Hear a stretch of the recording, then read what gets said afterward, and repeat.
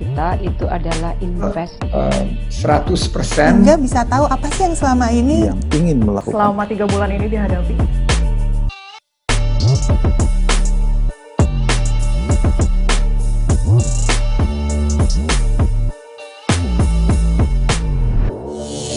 Kalau golongan darah O itu kan donor darah universal. Kalau plasma, donor plasma universalnya AB. Nah, fungsi utama dari plasma itu adalah untuk menghilangkan virusnya.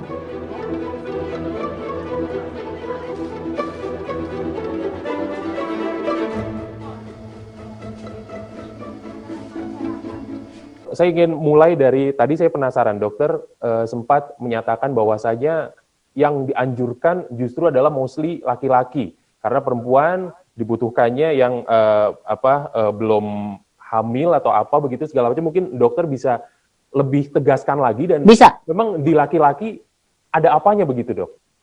Ya, ini ya, di para wanita itu jangan berkecil hati. Kok saya nggak bisa donor? Ya, saya dapat banyak protes juga. Kenapa sih, apa yang salah dengan saya? Saya kan juga ingin membantu. Enggak begini, Bu.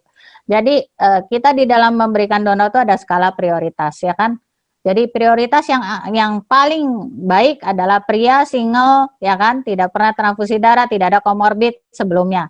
Walaupun tidak pernah transfusi darah bukan harga mati. Jadi misalnya ada berjarak beberapa bulan dia bisa memberikan transfusi.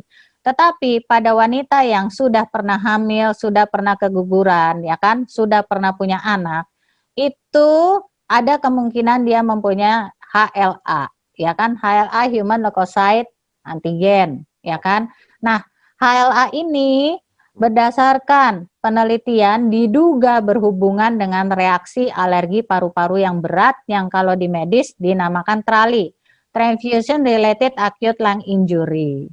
Jadi bagi para wanita yang sudah hamil atau mempunyai anak, jangan berkecil hati, karena memang aturan ini ditetapkan untuk pasien safety, keselamatan penerima donor plasma konvalesen. Jadi memang yang diutamakan pria atau baris kedua adalah wanita yang memang belum pernah punya anak atau belum pernah hamil atau belum pernah keguguran. Intinya adalah dari PMI itu sendiri memberikan pelayanan sebaik mungkin, kemudian dengan screening yang semaksimal mungkin sehingga plasma yang diberikan itu aman. Jangan sampai kita sembuh dari COVID tapi kita dapat bonus HIV, kan enggak juga ya kayak gitu. Jadi kita benar-benar sembuh dan plasma yang diberikan adalah betul-betul terjamin keamanan dan mutunya. Oke, tadi ada yang menarik juga, dok, mohon izin agak nyentil dikit sih sebenarnya. Tadi dokter menyatakan laki-laki dan single, betul begitu, dok? Memang yang dianjurkan? Atau... Ya, maksudnya laki-laki boleh sih, maksudnya laki-laki yang udah berkeluarga juga boleh. Boleh. Boleh. Tegasan lagi nih, karena ya. Kalau emang iya jadi sesuatu yang sepertinya baru saya dengar juga. Iya, mungkin kecampur tadi antara wanita. Jadi laki-laki dan wanita, laki-laki itu ya sebetulnya dia sebaiknya yang belum pernah ditransfusi darah, tapi nggak apa-apa sih. Pokoknya asal laki-laki aja. Jadi, poinnya adalah asal laki-laki begitu ya. Iya, kalau wanita ya harus single, itu maksudnya di situ. Dok, mohon izin, ingin dapat gambaran yang lebih gamblang lagi sih sebenarnya. Boleh. Ingin dapat insight tambahan juga dari dokter. Kalau donor darah, ini kan donor plasma dan donor darah itu banyak yang mengibaratkan tuh sebenarnya mirip begitu. Apakah mirip juga bahwa itu memang spesifik untuk yang punya golongan darah A, plasmanya juga harus A, atau bagaimana, dok, sebenarnya? Betul. Seperti apa? Golongan plasmanya, yaitu golongan darah plasmanya harus sama. Tetapi untuk donor universal itu berbeda. Kalau golongan darah O itu kan donor darah universal.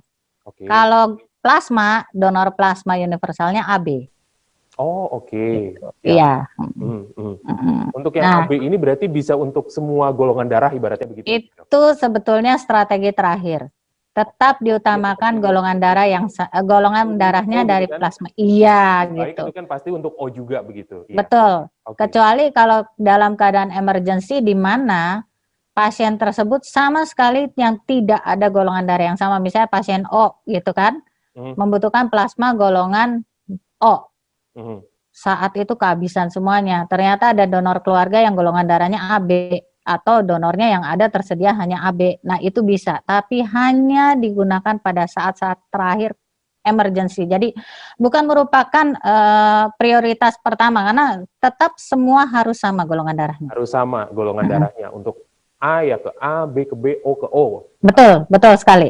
Iya. Oke, dokter, poin terakhir yang ingin saya tanyakan. Ini dokter, saya sempat menyimak dan juga sempat membaca begitu ya artikel ya yang mengutip statement dari dokter. Dokter sempat menyatakan belum ada persamaan satu kantong plasma ini bisa membunuh berapa virus begitu. Betul. Pertimbangan pasien mana mendapatkan berapa banyak itu sebenarnya seperti apakah? Apa sebatas sedang dan juga berat saja atau seperti apa, Dok? Mungkin bisa kasih insight tambahan ke kami. Itu bagus sekali dan itu sebenarnya suatu ruang untuk diteliti ya, karena saya juga suka meneliti orangnya. Jadi untuk pemberian di sini, kalau gejala sedang ya kan, misalnya sedang gitu ya, kita memang buatnya 2 bag. Nah, bagaimana cara monitornya? Apakah 2 bag itu berfungsi dengan baik atau tidak? Ya kan? Ya monitornya ya dengan tanda klinis pasiennya, apakah terdapat penurunan demam, apakah batuk berkurang, ya kan? Kemudian apakah sesaknya berkurang, juga dari parameter saturasi, ya kan? Juga dari parameter laboratorium, gitu kan? Dan juga jadi dari CT value, kalau memang diperiksa PCR dengan CT value. Karena antibodi di dalam plasma itu sendiri berfungsi untuk menghilangkan virusnya, bukan memperbaiki kerusakan organ yang udah terjadi. Jadi memang kita ambil plasma itu ya untuk obat antivirusnya gitu. Kalau saya ngomong obat juga kadang-kadang mungkin ada yang protes ya untuk terapi membasmi virusnya gitu kan. Jadi kita bisa lihat dari jumlah virusnya, gambaran jumlah virusnya adalah dari CT value.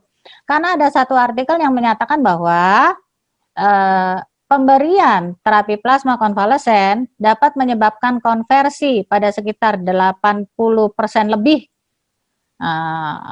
pasien di grup yang menerima plasma konvalesen dibandingkan hanya sekitar 30% di grup yang tidak, itu terjadi dalam waktu 72 jam. Terbayang cepat sekali.